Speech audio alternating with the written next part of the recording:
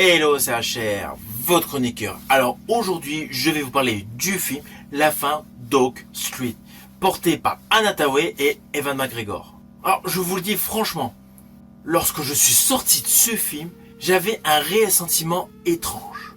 Et surtout très partagé. Parce qu'en fait, dans mon ressenti, c'est comme si j'avais visionné deux films.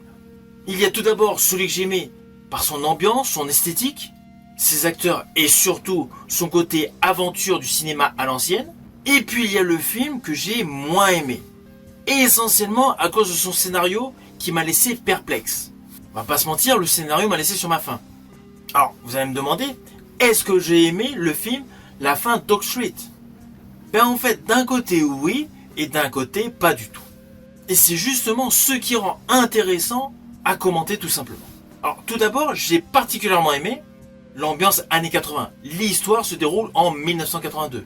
On est vraiment avec la photographie de ces années-là. Il y a une ambiance très Spielberg avec son film E.T. Implicitement, on retrouve les décors, les maisons, les vêtements et surtout toute la banlieue pavillonnaire américaine des années 80. Alors, étant fan du réalisateur Steven Spielberg, notamment du film E.T., implicitement cette entrée en matière pour ce film avec Anna Hathaway et Ewan McGregor, j'ai tout de suite accroché. Assez rapidement, on comprend qu'on va basculer vers l'atmosphère totalement naïve du cinéma fantastique de cette époque. Et au fond de soi, on pense implicitement à la saga initiée par Steven Spielberg, Jurassic Park.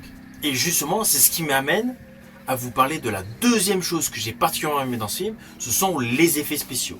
Visuellement, le film tient la route. Les dinosaures sont dans l'ensemble réussis. En fait, ils possèdent une véritable présence à l'écran. Alors, ne vous attendez pas à avoir des gros plans sur des T-Rex qui vont courir dans tous les coins. Mais toutes les créatures sont bien faites.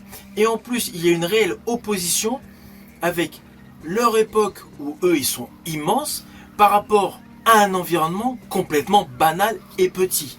Je pense notamment à une scène où il y a un dinosaure avec un fameux chien. Voilà.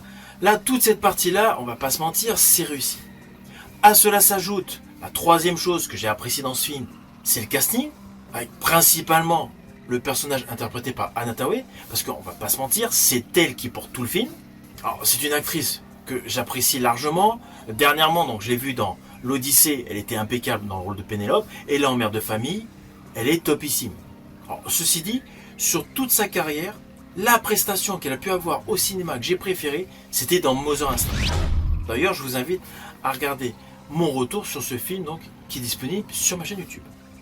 Mais bon, pour revenir à ce film, La fin d'Oak Street, Anna Hathaway a vraiment le rôle d'une mère de famille qui va tout faire pour sauver ses enfants. Alors évidemment, à ses côtés, dans le rôle de son époux, il y a Ewan McGregor. Ewan McGregor qui a toujours un jeu très juste. Et d'ailleurs, dans ce film, il y a un moment, une scène avec lui où je m'y attendais pas du tout. Et son jeu est impeccable également à ce moment-là. Alors vous allez vous dire, j'ai aimé les effets visuels, j'ai aimé les effets spéciaux, les CGI, tout ce qui est VFX, le jeu des deux acteurs principaux, Anna Hathaway et Ewan McGregor, l'ambiance des années 80. Alors qu'est-ce qui cloche selon moi dans ce film? Eh bien malheureusement c'est sur le côté du scénario. Et c'est ça ce qui est dommage, parce qu'en fait le film, le point de départ est top, après on avance progressivement, avec des situations qui deviennent beaucoup plus difficiles à accepter, et un basculement total dans la science-fiction. Au début, on était plus dans du fantastique, et après, on bascule dans de la science-fiction. Alors, étant fan, d'SF, tout ce qui est absurde, théoriquement impossible, ne me choque pas. C'est pour ça, qu'à partir du moment où un film établit ses règles, je les suis. Mais encore faut-il qu'il y ait une logique derrière. Et c'est là que, justement, j'ai l'impression qu'il y a eu beaucoup d'idées sur ce film, et tout a été empilé, tout a été compilé. Dans ce film, il y a plusieurs scènes qui ne servent à rien. Notamment celle avec deux dinosaures sur le flanc d'une maison. Aucun intérêt. On ne sait pas pourquoi, au tout début de ce film, il y a beau y avoir tout un quartier qui est bloqué, il y a beaucoup d'habitants, on ne sait même pas qu'ils existent. Sans oublier, évidemment, qu'il y a plusieurs questions qu'on se pose au fur et à mesure de l'avancée de l'histoire. Et au final, on n'a pas les réponses.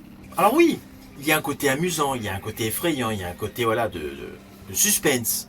Mais scénaristiquement, il manque quelque chose. Et le souci, c'est que ce quelque chose, il m'a manqué à plusieurs moments dans le film, sur différentes questions.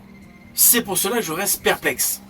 Car dans ce type de film où il y a justement du mystère, avec une intrigue qui se développe, On se dit, voilà, à la fin du film, on a toutes les réponses, au moins, à l'histoire. Et là, le problème, c'est qu'en fait, il y a plein de questions, on n'a aucune réponse. Alors oui, il y a certains films, voilà, on aime bien laisser un peu de suspense à la fin pour qu'on puisse imaginer donc ce qui pourrait se passer ensuite, etc.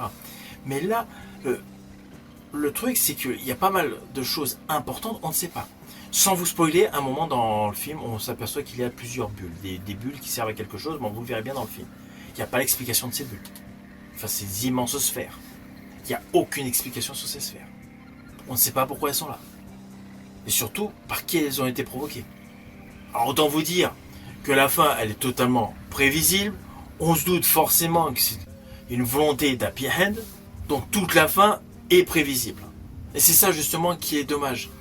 Car au jour d'aujourd'hui, il y a pléthore de films, que ce soit au cinéma ou en streaming. Donc on cherche essentiellement l'innovation, quelque chose qui va nous hyper à 100%. Là, le concept était plutôt bon. Un quartier de la banlieue américaine, donc de 1982, se retrouve propulsé donc à l'époque des dinosaures.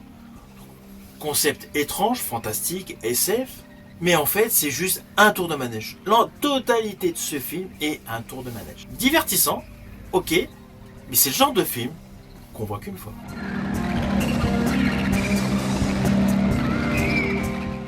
Alors au final, naturellement, c'est un film que je vous inviterai à aller voir au cinéma, déjà pour la qualité des effets visuels, pour les nostalgiques des années 80 et pour le jeu essentiellement d'Anna Tawai. Mais si vous voulez vraiment une histoire bien construite avec surtout une fin où vous avez toutes les réponses à vos questions qui auront émergé durant tout le film, je vous le déconseille. Là-dessus, selon moi, ce film a un gros ratage. C'est pour cela que je vous conseillerais plus de regarder ce film une fois qu'il sera sur pas mal de supports physiques ou des plateformes de streaming. Se faire une soirée au ciné pour aller voir ce film où in fine une grosse partie d'entre vous seront déçus, je vous le déconseille.